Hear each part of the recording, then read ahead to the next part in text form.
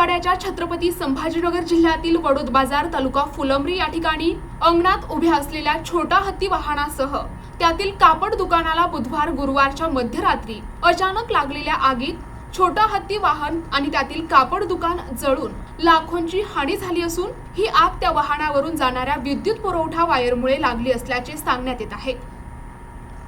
छत्रपती संभाजीनगर जिल्ह्यातील वडोद बाजार तालुका फुलंब्री या ठिकाणी काळू लक्ष्मण म्हस्के हे वाहनाद्वारे आठवडी बाजारात कापड दुकान लावून व्यापार करत असतात। बुधवारी 29 जानेवारी रोजी रात्री त्यांनी छोटा हत्ती या वाहनात कापड दुकानाचे गठ्ठे ठेवून 11 वाजेच्या सुमारास झोपी केले। मध्यरात्री 1-2 वाजेच्या सुमारास आगीत जळणाऱ्या वाहनांच्या पार्टमुळे आवाज होऊ लागला। तो आवाज ऐकून ते जागे झाले तेव्हा त्यांनी आरडाओरडा करून नागरिकांच्या मदतीने आग विझवण्याचा प्रयत्न केला, परंतु यामध्ये छोटा हत्ती वाहन किंमत अंदाजे 4 लाख आणि कापड दुकान 7 ते 8 लाख असे एकूण 12 लाखांपर्यंतचे नुकसान झाले आहे। विशेष म्हणजे 1 महिन्यापूर्वीच काळू म्हस्के यांचे वडील लक्ष्मण म्हस्के यांचा विद्युत शॉक लागून मृत्यू झाल्याची घटना घडली होती। विद्युत अभियंता गुजर यांनी घटनास्थळी भेट दिली। आजपर्यंत विद्युत विभागाने कुठलीही दखल घेतली नाही, त्यामुळे सदर कुटुंबाला शासनाने तात्काळ मदत करण्याची मागणी नागरिक करत आहेत। नाव सांगा। काळू लक्ष्मण म्हस्के, वडोद बाजार। बुधवारी मध्यरात्री 1 वाजेच्या दरम्यान आमची गाडी आणि कापडाचं दुकानाचा माल आम्ही इथं संध्याकाळी उभी केली आणि रात्री झोपलो 10:30-11ला आम्ही इथून झोपलो समजा।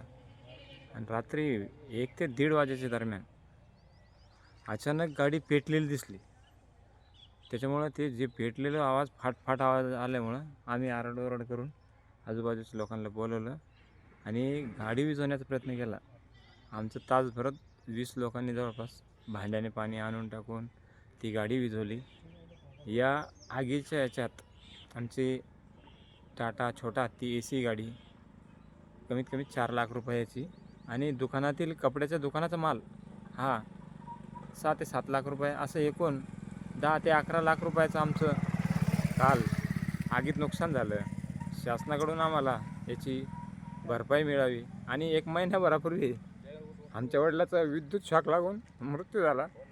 या दुर्दैवी मृत्यू झाल्यामुळे आमच्यावरती हे 2 संकट कोसळले। ही जी आग लागली ही कशामुळे लागली शक्यता आहे, असं काय अंदाज आहे? या गाडीच्या वरती एक MSCBचं मीटरचं वायर जातं, ते कटलेलं आहे, त्याच्यामुळं आग लागलेली असू शकते। स्पार्किंग होऊन स्पार्किंग होऊन आणि याच्यामध्ये आमचं दुकान म्हणजे पूर्ण जळून खाक झालं आहे। रात्रीची गाडीला आग लागली बरं का। MSC बोर्ड त्याची भरपाई भरून देण्यात यावी। रात्री आम्ही गाडी चालतो 2 वाजता। हे किती नुकसान झालं असं अंदाज? ते झालं नुकसान 12 लाखाचं नुकसान झालं त्याचं। तर ह्या विद्युत शॉकमुळे ज्या कुटुंबाला नुकसान झालेलं आहे याच्या त्या पहिले संदर्भात तुमची काय मागणी आहे? त्याच्या पहिले त्याचे वडील वारले ते शाट लागून बी काढून आता बी ते शाटनं गाडी छिडकली, आपलं नुकसान झाली 12 लाख रुपये नुकसान झालं त्याची। शासनाकडून त्याचं भरपाई मिळण्यात यावं। प्रतिनिधी दादासाहेब काळे, NTV न्यूज मराठी, फुलंब्री, छत्रपती संभाजीनगर।